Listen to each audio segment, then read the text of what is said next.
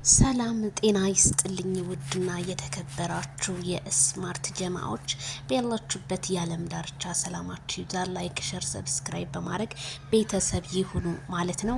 እንግዲህ በጣም ገራሚና በጣም አስገራሚው ነገር እኔም ምለው ነገር ጠፍቶብኛል። ያው ሚዲያ በጣም ህዝቡ እየተንጫጫ ነው። እንግዲህ ማይክል ጃክሰን አዲስ ህይወት በአዲስ አመት እንግዲህ ሊቀይር ነው። ይሁን ባናቅም እስኪ እንረጋጋ ብያለሁ። እንግዲህ ይዟት መጥቷል ማለት ነው። ግን እኔ ምን እንደምል አላቅም። ግን በጣም ከባድ ነገር ነው። ህዝቡ በጣም ደንግጧል ማለት ነው። አረዚ ድረሽ ወንድምሽ ይዞ መጣ። ምን ይዞ ያልመጣው ነገር አለ? እኔ ግን የሆነ ሰው ጠርጥሬ ያለው ካለባበሱ ይሄ ልብሱ አዲስ አይደለም ማለት የሆነ ሰው ጠርጥሬ ያለው። ግን እስኪ ቆይ እንየውና ከዛ እናወራለን ማለት ነውና በጣም ነው የሚገርበው። ብቻ አብርሃም እንዴት እንዳሰበው አላቅም። እኔ ይዞ ይመጣል ብዬ በፍጹም አላስብኩም። ምክንያቱም ህዝቡ በጣም ነው ያዘነው። እንዴት ይሄ ነገር ሊሆን ቻለ? እንዴት ፍልቅልቋስ ማናት? እንዴት ናትስ የተደበቀችውስ? እንዴት መቼ ጀንጅኗት የሚባለው ታሪክ አለ።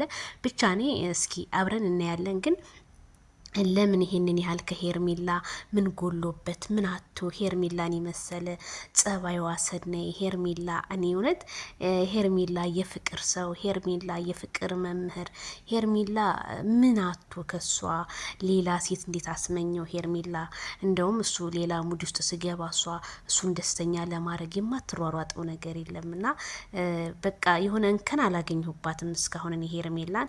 ምክንያቱም ወደ ውጭ ሀገርም ቢል ወደ ውጭ ሀገርም አትሄድ ያሉት ሁሉም ናቸው እንጂ እሷ ብቻ አይደለችም። ደግሞ ለዚህ ሁሉ ተጠያቂ ወንድሙ ነው እንጂ የሚሆነው እዚህ ጋር ሄርሜላ ልትሆን አትችልም። ግን አብርሃም ይሄንን ነገር አስበህበት ነው ወይ ይሄንን ያደረግከው? እንዴት ይሄን ነገር ልታረግ ቻልክ? አስበህበት? እውነት አስበህበት ነው? እኔ አስበህበት ከሆነ ጥሩ ነው። ግን ሚዲያው ያው ሰው የሚወደውን ሰው እንደዚህ ሲደረግበት በጣም ብዙ ሰው አዝነዋል። እኔ በእናንተ እህቶቼ በጣም ይቅርታ፣ እኔ አዝኛለሁ።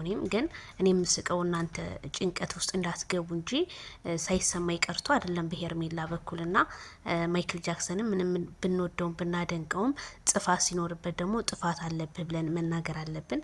ግን ማይክል ጃክሰን እንዴት አስበው እንዴት አቅደው የሚለው ነገር ከራሴ ጋር እያጣላኝ ነውና ሁሉም እንዳለ ዜድ ድረሽ መጀመሪያ እኔ እኮ በቃ ደረስ ያልኩ ኮሜንታተሮች ልክ ቪዲዮ